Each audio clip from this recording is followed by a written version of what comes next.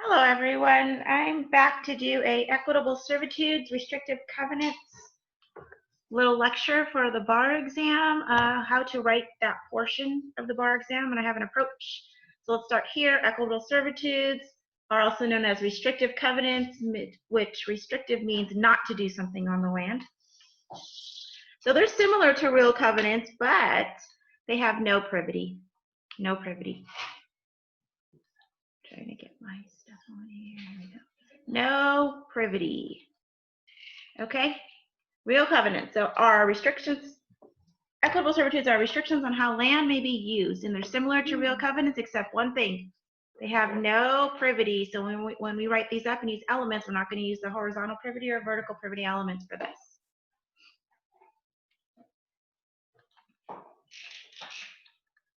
Next, our elements are WIT, CN. We're taking out the H and the V. WIT, CN, writing, intent, touch and concern, and notice. Your elements are writing, intent, touch and concern, and notice. So we went through all of these. We go through all of these when we talk about real covenants too.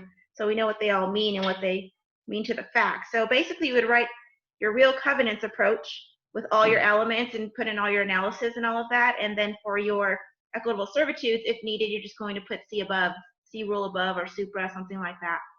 So we need writing, intent, touch and concern, and notice. Okay, notice, remember, is required, and that can be actual inquiry or constructive, and constructive notice is known as record notice to some outlines or some books. So remember, there's no horizontal or no vertical privity required. It's also known as an implied, oh, I spelled this wrong, implied reciprocal. I love that word, reciprocal. I can never spell it correctly. R-E-C, okay, capital here. R-E-C-I-P-R-O-C-A-L. So there we go, there's my fix. Implied reciprocal servitude. Okay, so now, did I skip something here? Yeah. So a writing typically required unless implied, and that's when we're going to see the next slide. So it's also, if it's implied,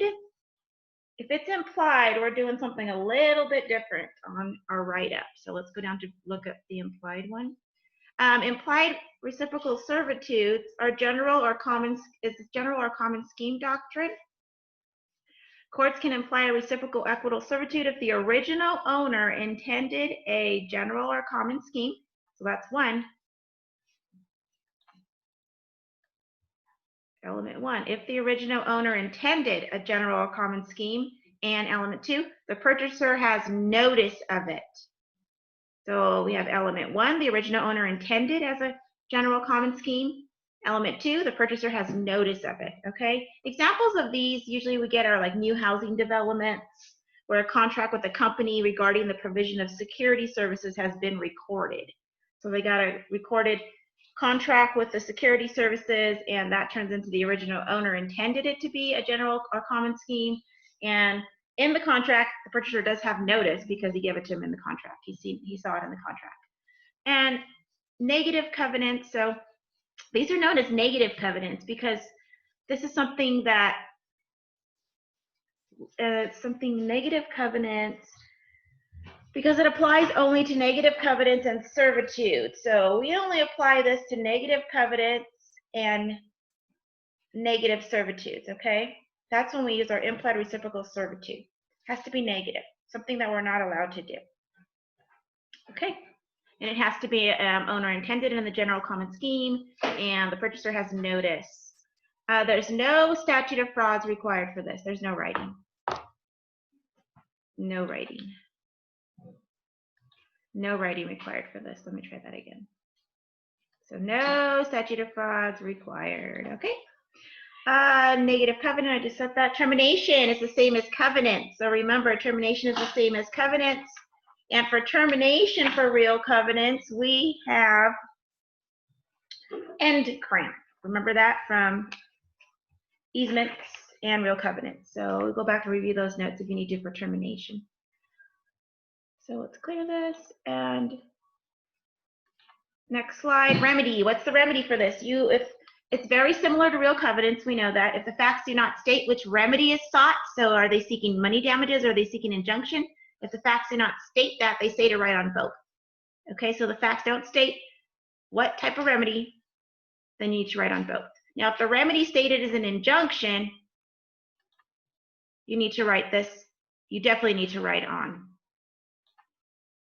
equitable servitudes, because the remedy for that is an injunction, and the remedy for real covenants is money damages. So if you see injunction, then we definitely have to write on this. And that's the remedy sought for an equitable servitude, which is an injunction approach. So we're going to write our rule out. Write our rule out. Our elements are wit, CN, writing, intent, touch of concern, and notice. Termination, has it been terminated? We use the mnemonic end cramp for that, as we do for real covenants and also easements. And at the end, we're going to do a remedy. Was the remedy sought an injunction? Are they going to be given the remedy, or how's the court going to decide that? So basically, our approach is the rule, the elements, wit, CN, termination, and remedy. And that's pretty much how you write up a equitable servitude approach on your essay. Now, this is just probably going to be one portion of your essay, not the entire essay. And we use all of the elements, wit, CN, termination, and remedy. And that's pretty much it for equitable servitudes. And on my next video, I think I'm going to just do it on the basics, profit, license, water rights, and right to lateral and subjacent support, in case we get that in an essay. So next one will be profits, licenses, water rights, right to lateral, and subjacent support. Okay, and that's pretty much it for equitable servitudes. Good luck on the bar exam.